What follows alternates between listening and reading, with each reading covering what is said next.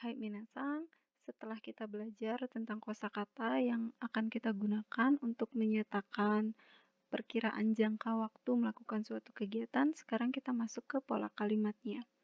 Pola kalimat untuk menyatakan perkiraan jangka waktu melakukan suatu hal adalah yang pertama, sebutkan orangnya, bisa diri sendiri maupun orang lain, diikuti partikel wa, lalu masukkan jangka waktunya, apakah 2 bulan, 3 bulan, 5 tahun, atau lainnya, diikuti dengan gurai. Gurai ini artinya kira-kira, lalu masukkan kegiatannya, apakah kegiatannya itu berenang, menari, bermain gitar, memasak, dan lain-lain, lalu diikuti partikel wo, diikuti dengan kosakata naraimashita. Naraimashita ini artinya belajar. Kemudian ada renshu shimashita. Renshu shimashita ini artinya adalah berlatih. Jadi gurai artinya adalah kira-kira, naraimashita artinya adalah belajar, lalu ada renshu shimashita artinya adalah berlatih. Sekarang langsung saja kita coba menggunakan pola kalimatnya. Misalnya saat kita ingin mengatakan, saya belajar berenang kira-kira 6 bulan. Saya belajar berenang kira-kira 6 bulan. Kita coba terjemahkan ke bahasa Jepang. Yang pertama dilakukan adalah masukkan orangnya. Orangnya adalah saya, berarti di sini adalah watashi. Diikuti dengan partikel wa, lalu masukkan jangka waktunya. Jadi kalau dalam bahasa Indonesia, kegiatannya dulu baru jangka waktu. Kalau dalam bahasa Jepang, jangka waktunya dulu baru kegiatannya. Jadi, kita lanjutkan. Sekarang kita masukkan jangka waktunya, yaitu selama 6 bulan. 6 bulan tadi bahasa Jepangnya adalah roka getsu. Diikuti kira-kira, gurai. Ini juga jadinya di belakang jangka waktu ya. Kalau di bahasa Indonesia kan di depan jangka waktu. Jadi kira-kira itu adalah gurai, kita masukkan gurai di sini. Lalu kita masukkan kegiatannya. Kegiatannya adalah berupa berenang. Berenang itu bahasa Jepangnya, jika kalian masih ingat, adalah suiei. Diikuti dengan partikel o. Jadi di sini kalimatnya adalah belajar. Maka yang digunakan kosakata naraimashita atau renshu shimashita. Ya benar, jadi yang digunakan adalah naraimashita. Renshu shimashita digunakan jika katanya adalah berlatih. Kalau belajar kita gunakan naraimashita.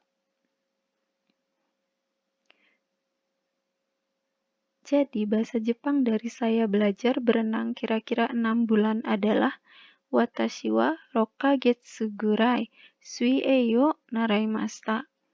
Watashi wa rokagetsu gurai suiei o naraimashita. Baik, itu contoh kalimat pertama. Contoh kalimat kedua, kita punya kalimat Wayan berlatih tenis kira-kira 1 tahun.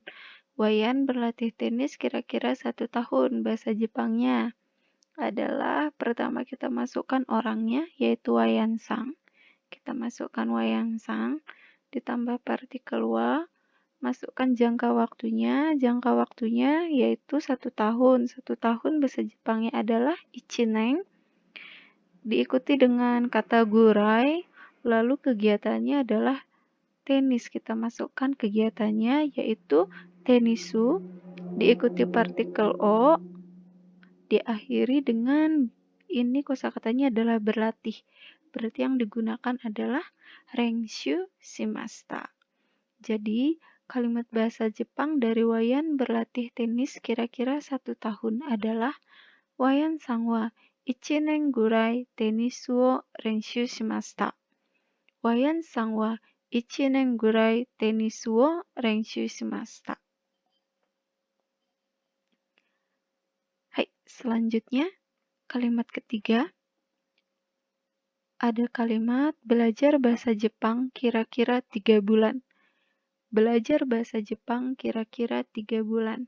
Bahasa Jepangnya adalah karena di sini tidak ada subjek atau tidak ada orang, maka kita tidak perlu memasukkannya, tidak perlu digunakan.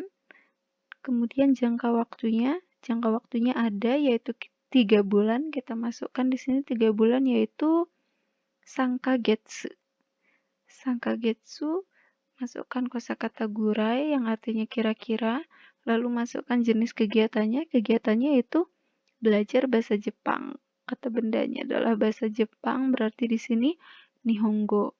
Diikuti partikel o, lalu diikuti kosakata belajar yaitu naraimashita. Jadi, bahasa Jepang dari kalimat belajar bahasa Jepang kira-kira 3 bulan adalah sangkagetsu gurai Nihongo naraimashita. Sangkagetsu gurai Nihongo naraimashita.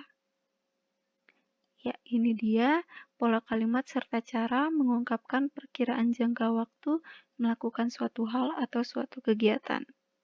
Semoga bisa dipahami.